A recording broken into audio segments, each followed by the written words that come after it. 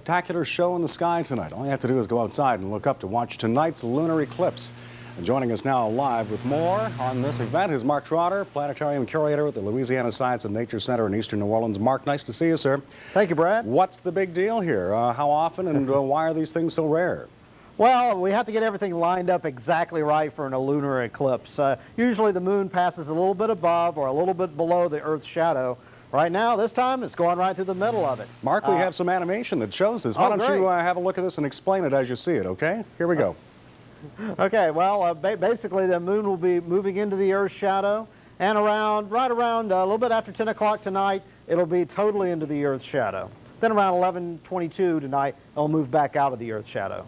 Is there any place on Earth that is best geographically to see this? I know we're going to get a great show here in New Orleans tonight, but is this like a solar eclipse where certain places geographically have an advantage?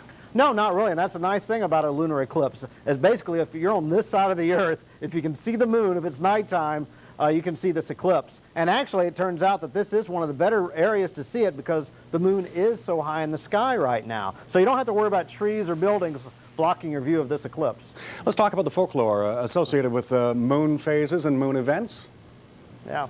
Well, you know, everyone, of course, expects werewolves to come out in a full moon, and especially if it's a full moon along with a lunar eclipse, then you might expect some strange things to happen. Hopefully, the only thing will be happening tonight that's a bit unusual is a lot of people looking up at the sky and enjoying this eclipse. This eclipse might be a little bit reddish in color. We're lucky enough to have a fairly clear atmosphere worldwide right now. It's been a while since we've had a major volcanic eruption to put dust in the atmosphere, so we should get more of the sun's light hitting the moon, going through the Earth's atmosphere. So don't be surprised the moon has sort of a reddish, coppery tone to it tonight during the eclipse. Real quick, Mark, I got to ask you this. Do you have anything happening behind you aside from the movement of the machinery there? Anything exciting happening at the planetarium tonight in relation to this event? Oh, yes. Yes, we'll have telescopes out for the general public, free of charge, at the Nature Center. Just come out. Our gates will open at 9 o'clock, right before the eclipse starts, and we'll be closing the gates at 11:30. So we're going to have plenty of time for people to come out and look through the telescopes.